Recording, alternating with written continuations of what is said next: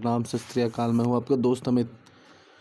तो आज मैं आपको बताने वाला हूँ जेपीएससी प्रीलिम्स की, जो मैं हर दिन लेके आता हूँ प्रैक्टिस सेट। तो आज मैं प्रैक्टिस सेट 3 बताने वाला हूँ। इसकी थोड़ी सी मैं थिकनेस कम कर लेता हूँ। ठीक है दोस्तों, तो आज मैं बताने वाला हूँ प्रैक्टिस सेट 3। और ये आप लोग दोस्तों देखें, पूरा वीडियो को अंत तक देखें, तभी आपको समझ में आएगी और मैं हर क्वेश्चन को डिटेल में बताऊंगा। तो आप लोग पूरा वीडियो को देखें और अगर चैनल पर नए हैं तो लाइक शेयर सब्सक्राइब कर दें। तो ज़्यादा टाइम नहीं लेते हुए हम बढ़ते हैं हमारे पहले क्वेश्चन की ओर। तो हमारा जो पहला क्वेश्चन है वो है, अंग्रेज़ों ने, मैं कलर चेंज कर लेता हूँ, अंग्रेज़ों ने दामिने एरा और दामिने को कानून किस ज़िले में लागू किया। तो आप लोगों ने सुना होगा दामिने को और दामिने एरा, लेकिन इसके बारे में डिटेल में नहीं पढ़ा होगा, तो मैं बताता हूँ। तो किस ज़िले में लागू किया दोस्तों? अंग्रेज़ों ने संथाल परगना में लागू किया। तो संथाल परगना, तो बात अब दामिनों को होती क्या है दोस्तों? तो दामिने को जो है, यह भागलपुर से राजमहल तक का वन क्षेत्र था। कहाँ से था? भागलपुर से राजमहल तक का वन क्षेत्र था दामिने को। ब्रिटिश सरकार द्वारा दामिने को का निर्माण संथाल समुदाय को बसाने के लिए दोस्तों किया गया था। संथाल समुदाय के लोगों को यहाँ बसाने के लिए दामिने को का निर्माण किया गया था। और तत्कालीन समय में जो है भागलपुर से राजमहल तक के क्षेत्र को दामिने कोक के नाम से जाना जाता है अभी फ़िलहाल में। तो ये दामिने कोक की थी। तो और हम इसको डिटेल में देख लेते हैं दोस्तों। ऐसे बसाए जाने लगा और कहा गया। तो उसके बाद क्या हुआ कि दोस्तों राजमहल की पहाड़ियों की तलहटी में बड़े इलाके में जंगल साफ़ कर दिए गए। उसके बाद यहाँ खेती शुरू कर दी गई। आदिवासियों की बहुत बड़ी आबादी वहाँ की बस्तियाँ बन गई और वहाँ पे लोग रहने लगे। शुरुआत में तो काफ़ी अच्छा चलता रहा, लेकिन अंग्रेज़ जो थे तो बहुत चालाक थे। अंग्रेज़ों के लिए काफ़ी लाभदायक साबित हो रहा था। क्यों हो रहा था दोस्तों लाभदायक? कि इस इलाके में जो पहाड़ियों में, राजमहल की पहाड़ियों के भीतरी इलाके में उन लोग को वहाँ खेती करवाते थे। यहाँ खेती शुरू हो गई, खेती करवाते। तो 1832 में क्या हुआ दोस्तों? तो 1832 में क्या हुआ, ईस्ट इंडिया कंपनी की सरकार ने राजमहल की पहाड़ियों की तलहटी वाले इलाकों को दामिने कोक के नाम से सीमांकित कर दिया। और उन्होंने कहा कि इस इलाके का उल्लेख जंगली तरी के तौर पर भी मिलता है। और दोस्तों आपने पढ़ा होगा अपने इतिहास में कि अस्थाई बंदोबस्त के बारे में पढ़ा होगा, जिसमें लगान की दर जो है तय कर दी जाती थी। इस दर से क्या होता था, दामिने को में संथालों से भी लगान वसूला जाने लगी। जिस समय फसल नहीं भी होती थी, लगान तय दर से ही वसूला जाता था। ऐसी स्थिति में क्या हुआ कि आदिवासियों को महाजन और साहूकारों से कर्ज लेना पड़ता था। तो इसमें क्या होता था कि आदिवासियों लोग का काफ़ी शोषण भी होता था। तो एक तो लगान की ऊंची दर की मार होती थी, ऊपर से महाजन और साहूकारों का शोषण। संथाल आदिवासियों का धैर्य जवाब दे गया था दोस्तों। उसके बाद इन्होंने सिद्धू कान्हू चांद भैरव ने उनका विरोध किया, जिन्हें कि हूल क्रांति के नाम से जाना जाता था। और इसी से संबंधित है दोस्तों आपका दामिने को। और ये जो दामिने को और दामिने एरा ऐसे ही स्टार्ट हुआ। और इसी का विद्रोह में संथाल विद्रोह हुआ, जिसमें सिद्धू कान्हू चांद भैरव जो थे। तो ऐसे ही था दोस्तों। तो इतना डिटेल इसीलिए बोल रहा हूँ दोस्तों, मैं आप लोग नोट करते जाए। मैं जो बता रहा हूँ काफ़ी डिटेल में बताऊँगा मैं। तो किस वर्ष रांची में म्यूनिसिपैलिटी की स्थापना की गई? रांची में किस वर्ष दोस्तों? 1869 में स्थापना की गई। तो जहाँ ज़रूरत होगा मैं बता दूंगा। तीसरा नंबर होगा, आदिवासी सभा का गठन कब हुआ? तो ये आदिवासी सभा का गठन कब हुआ दोस्तों? दिसंबर 1938 में हुआ। तो अब मान जाने वाली बात है कि आदिवासी सभा का गठन किसने किया। तो ये भी बहुत जानने वाली बात है। तो हम लोग इसको देखते हैं किसने किया। तो आप लोग इसीलिए पूरा वीडियो को देखें, काफ़ी डिटेल में क्वेश्चन से बहुत सारे क्वेश्चन बन जाएंगे और आप लोग को दूसरे क्वेश्चन सॉल्व करने में काफ़ी आसानी होगी। आदिवासी महासभा का जो गठन किया गया वो किसके द्वारा किया गया दोस्तों? तो वो किया गया आपका जयपाल सिंह मुंडा के द्वारा। तो जयपाल सिंह मुंडा के द्वारा यहाँ पे जो थोड़ी सी कहीं 1938 लिखी होती है और कहीं 1939 भी लिखी हुई थी। तो आप लोग ऑप्शन में मारिएगा 1939 ही। कि जयपाल सिंह ने 1939 में आदिवासी महासभा के गठन में महत्वपूर्ण सहयोग प्रदान किया है। तो अब जयपाल सिंह मुंडा के सहयोग से आदिवासी सभा का गठन किया गया। तो इन्होंने सभा का गठन इसलिए किया कि थोड़े से उत्थान हो सके और हमारे जो आदिवासी समाज काफ़ी आगे बढ़ सके, और इन्होंने भी काफ़ी मेहनत किया था हमारे आदिवासी समाज को बढ़ाने के लिए। तो जयपाल सिंह मुंडा, बात रह गई जयपाल सिंह मुंडा। तो जयपाल सिंह मुंडा का जन्म कब हुआ था दोस्तों? 3 जनवरी 1903 में हुआ था। 3 जनवरी 1903 में हुआ था। टकरा खूंटी गांव में हुआ था, मुंडा परिवार में हुआ था। तो अब बात रह गई इनकी डिटेल। तो अब ये बहुत ही जानने वाली बात है, और इससे क्वेश्चन हमेशा पूछी ही जाती है। जयपाल सिंह का मूल नाम जो था वो वेनान पा था, पर ईसाई धर्म अपनाने के बाद इनका नाम ईश्वर दास हुआ तथा खूंटी के पुरोहित द्वारा इनका नामकरण जयपाल सिंह किया गया। दोस्तों इनकी हिस्ट्री ये थी। और जो जयपाल सिंह जो था, जयपाल सिंह की पत्नी का जो नाम था तारा मजुमदार था। तो तारा मजुमदार थी कौन? तो भारतीय राष्ट्र कांग्रेस के प्रथम अध्यक्ष उमेश चंद्र बैनर्जी की पुत्री थी। और जयपाल सिंह का जो दूसरा विवाह हुआ वो जहे आरा से हुआ, जो ब्रिटिश फौज के कर्नल रोनाल्ड कार्टियस की पत्नी थी। और ये जो थे जो हुई थी 1928 में ईस्वी में एम्स्टर्डम में जो ओलंपिक हुई थी। तो जयपाल सिंह मुंडा ने भारतीय टीम का नेतृत्व किया, और इस ओलंपिक में भारत ने पहला ओलंपिक स्वर्ण पदक पुरुष में हॉकी में हासिल किया। तो ये काफ़ी अच्छा मतलब था। हमारे जो आदिवासी सभा के इन्होंने नेतृत्व किया, और इन्होंने पहला ओलंपिक स्वर्ण पदक जो भारत जीता, उन्होंने यहाँ इस गेम में खेला। और ये जयपाल सिंह को मुंडा राजा तथा मरांग गोमके के नाम से जाना जाता है, आप लोग याद रखिएगा।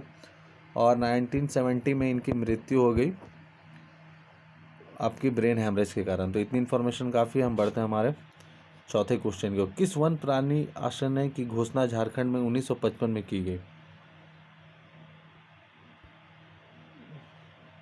हो गई हजारीबाग। जो ये वाइल्ड लाइफ सेंचुरी जो है, यहाँ पे इन्होंने मिस्टेक कर दिया हमारे टाइपिंग जिन्होंने किया है। तो हजारीबाग वन्य जीव अभ्यारण्य जो था 1955 में कहाँ स्थापित की गई? तो हजारीबाग में स्थापित की गई। और ये दोस्तों 55 मील मतलब कैसे बोले आपको, एरिया जो इसकी है 184 किलोमीटर स्क्वायर है। और आपकी इसमें देखी जाए, अब हजारीबाग की बात है, तो हजारीबाग की बात है, तो अब हम लोग हजारीबाग के इस्टेब्लिशमेंट डेट देख लेते हैं। तब हजारीबाग जिला का निर्माण गठन कब हुआ? तो 1833 में हुआ इसका गठन। तो बहुत पहले हो चुका था दोस्तों। तो अब इसमें जानने वाले प्रखंड कितने हैं? तो प्रखंड इसमें कितने हैं? प्रखंड इसमें 16 प्रखंड है। 16 प्रखंड है, और यहाँ पे विधानसभा क्षेत्र जो है वो 4 है। तो इतनी इन्फॉर्मेशन जानने वाली ज़रूरत है। इसमें नदियाँ जो है, यहाँ पे दामोदर है, आपकी बराकर है, भैरवी है। और यहाँ के पर्यटक जो स्थल है वो तो बता ही चुका हूँ। हजारीबाग अभ्यारण्य, आपकी सूर्य कुंड, आपकी रानी बहल गर्म जलकुंड, सूर्य कुंड भी एक गर्म जलकुंड है, आपकी चंद्रपुरा हिरन पार्क, इसको की पेंटिंग, कोनार डैम, ये सब दोस्तों है। तो हम बढ़ते हैं हमारे नेक्स्ट क्वेश्चन की ओर। झारखंड की सीमा कितने राज्यों की सीमा से स्पर्श करती है? कितने राज्यों की सीमा से? 5 राज्यों की सीमा से स्पर्श करते हैं। तो 5 राज्य। तो ये जानने वाली बात है। तो आपकी अब इसमें देखना है कि 5 सीमाएं आप लोगों को पता होगी किसके किससे ये सटी हुई है। तो आपकी जो ईस्ट में सटी हुई है, ईस्ट में किससे सटी हुई है दोस्तों? तो WB वेस्ट बंगाल से। और वेस्ट में जो सटी हुई है वो आपकी किससे सटी हुई है? आपकी छत्तीसगढ़ से। वेस्ट में छत्तीसगढ़ से। वेस्ट में ये सटी हुई है बिहार से। और आपकी देखी जाए अगर, तो ये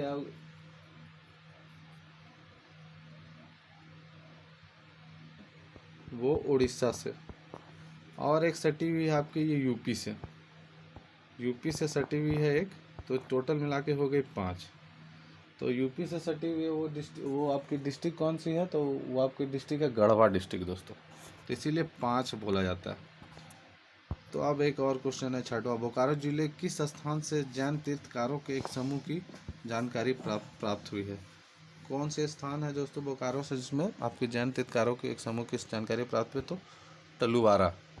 तलुवारा एक प्लेस है बोकारो में, वहाँ से। तो अब बात रहेगी बोकारो। तो बोकारो की डिटेल जानते हैं।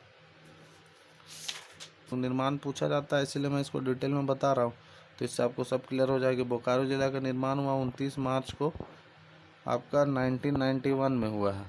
अब यहाँ के विधानसभा क्षेत्र, तो विधानसभा क्षेत्र कितने हैं? 4 विधानसभा क्षेत्र हैं आपकी, बोकारो, बेरमो, गोमिया, चंदन क्यारी। अनुमंडल 2 है, अनुमंडल यहाँ पे 2 है दोस्तों। और इसकी बात की जाए तो और इसमें बताने वाली क्या बात है, प्रखंड, तो प्रखंड कितने हैं यहाँ के? 9 हैं, 9 प्रखंड है। और यहाँ के प्रमुख पर्यटन स्थल है Tenughat dam, Bokaro thermal power station, तो और भी नेहरू पार्क है, सिटी पार्क है, तो और भी बहुत सारे पार्क हैं यहाँ पे। तो इतनी इन्फॉर्मेशन काफ़ी रहेगी। और कौन सा मेडिकल कॉलेज 7वां नंबर वो जमशेदपुर में स्थित है? कौन सा है? MGM medical college. तो जमशेदपुर और एमजीएम मेडिकल कॉलेज के बारे में डिटेल जानने की ज़रूरत है, तो हम लोग देखते हैं। तो अब बात रह गई अब एमजीएम की। तो एमजीएम की जो स्थापना वर्ष कब हो गई है दोस्तों? इसकी स्थापना वर्ष होगी 1964 में इसकी स्थापना की गई। अब बात रहेगी जमशेदपुर की। तो जमशेदपुर की देखते हैं। पुर की स्थापना जो की गई है 1990 में की गई है, 1990 में इसकी स्थापना की गई है। और यहाँ पे जो प्रखंडों की संख्या है वो प्रखंड 11 प्रखंड है। आप लोग नोट करते जाइएगा और वीडियो को पूरा देखिएगा दोस्तों, बार बोल रहा हूँ। प्रखंड 11 है और अनुमंडल 2 है इसके। तो इतनी इन्फॉर्मेशन काफ़ी रहेगी। और यहाँ पे आप लोगों को पता ही है, प्रमुख जुबली पार्क है, डिमना लेक है, दलमा अभयारण्य है। इसके बारे में मैं आगे बताता हूँ। दामोदर घाटी के मुख्य रूप से किस प्रकार की मिट्टी पाई जाती है? तो कौन सी मिट्टी पाई जाती है दोस्तों? लाल मिट्टी। दामोदर नदी आप लोगों को पता है, झारखंड में इसकी लंबाई कितनी है? 290 किलोमीटर। इससे बंगाल का शोक भी कहा जाता है और इसके देवनद भी कहा जाता है इसको। और आपकी ये जो सबसे गंदी नदी है और दामोदर को ही कहा जाता है। तो इतनी इन्फॉर्मेशन काफ़ी है। चलिए हम बढ़ते हैं। और क्षेत्रफल की दृष्टि से झारखंड का देश में कौन सा स्थान है? 16वां स्थान है, 16वां दोस्तों। चलिए हम बढ़ते हैं हमारे 10वें। भारत छोड़ो आंदोलन 1942 के दौरान जयप्रकाश नारायण अपने 5 साथियों के साथ किस जिले से पलायन करने में सफल रहे? कौन से? जो हजारीबाग जेल से इन्होंने भाग गया था दोस्तों। Jharkhand area autonomous council JAC का गठन कब किया गया था? 9 अगस्त 1945 को। तो इसमें देखते हैं डिटेल में। ये जो 7 अगस्त 1900 आपकी 95 में,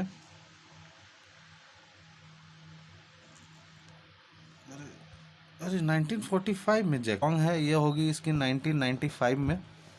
1995 आप लोग ध्यान दीजिएगा, ये इसमें थोड़ी टाइपिंग मिस्टेक हो गई है। 1995 में हुई थी।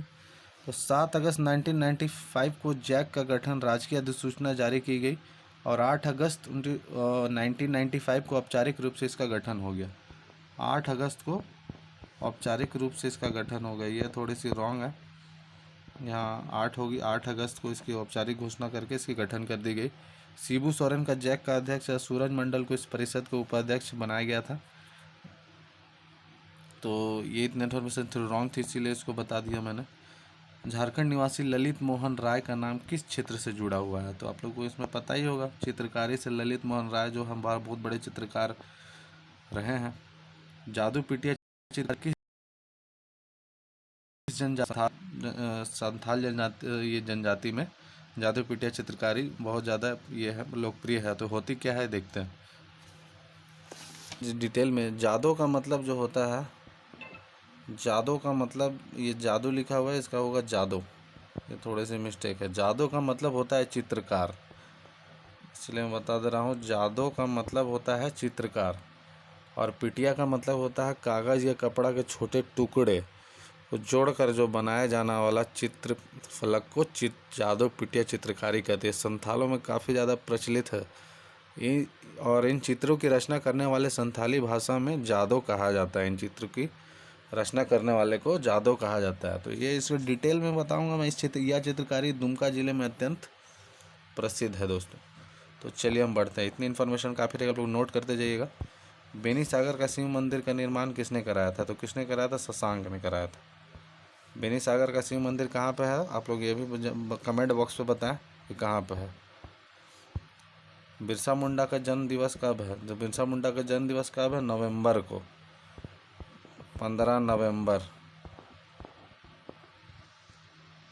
बिरसा मुंडा का जन्म दिवस 15। डिटेल में प्रीवियस जो आप जेपीएससी पार्ट 2 देखें, प्रीलिम्स पे पार्ट 2, उसमें मैं डिटेल में बता दिया हूँ बहुत अच्छे से। तो आप लोग इसको देखें, आप लोगों को समझ में आ जाएगी पूरी डिटेल, इसलिए मैं इसमें नहीं बता रहा हूँ दोस्तों। गया की निरंजना नदी के किनारे गौतम बुद्ध ने झारखंड के किस क्षेत्र में कठिन तपस्या की थी? समझना गया में देखिए क्वेश्चन, एक आंसर क्वेश्चन बनेगी कि निरंजना नदी कहाँ है? गया के निरंजना नदी के किनारे बोध प्राप्ति के बाद गौतम बुद्ध ने झारखंड किस क्षेत्र में कठिन तपस्या की थी? तो इटखोरी में की थी। इटखोरी कहाँ है दोस्तों? चतरा में। तो इतनी इन्फॉर्मेशन मैं बता रहा हूँ, तो सब पढ़ते जाइए आप लोग। छोटा नागपुर उन्नति समाज 1915 के संस्थापक कौन थे? जुएल लकड़ा। तो जुएल लकड़ा ने क्यों बनाया था ये जुएल लकड़ा की आपको क्वेश्चन पूछे जा सकते हैं, काफ़ी ये फेमस आदमी है। तो इनका जन्म हुआ था मुरगू गांव रांची में। मुरगू गांव रांची में हुआ था, उरांव परिवार में हुआ था। और 1915 में इन्होंने उन्नति समाज का गठन किया और इन्हें वो यंग छोटा नागपुर टीम के नाम से हॉकी तथा फुटबॉल टीम का भी गठन किया था। और ये जुएल लकड़ा झारखंड राज्य से पद्मश्री पाने वाले प्रथम आदिवासी है। आप लोग याद रखिएगा, जुएल लकड़ा प्रथम आदिवासी है जो पद्मश्री पाया है। पद्मश्री पाने वाले ये प्रथम आदिवासी हैं और झारखंड राज्य से पद्मश्री पुरस्कार पाने वाले प्रथम आदिवासी। और कब मिला था? 1947 में इन्हें मिला था, तो आप लोग याद रखिएगा। और इनकी मृत्यु 1994 में हो गई थी। तो चलिए हम बढ़ते हैं नेक्स्ट क्वेश्चन की ओर। सनातन आदिवासी सभा का नेता कौन? सनातन आदिवासी सभा के नेता कौन थे? थे तेबले उरांव। तो तेबले उरांव को भी इसको भी देख लेते हैं हम लोग, तेबले उरांव थे कौन। तो तेबले उरांव ने किसान सभा का भी ये किया था, स्थापना की थी। किसान सभा का भी इन्होंने, तेबले उरांव ने एक और स्थापना की थी 1930 में। तो ये भी जानने वाली बात है। तो और ये इससे क्वेश्चन की ओर, झारखंड में लफात सीमेंट फैक्ट्री कहाँ स्थित है?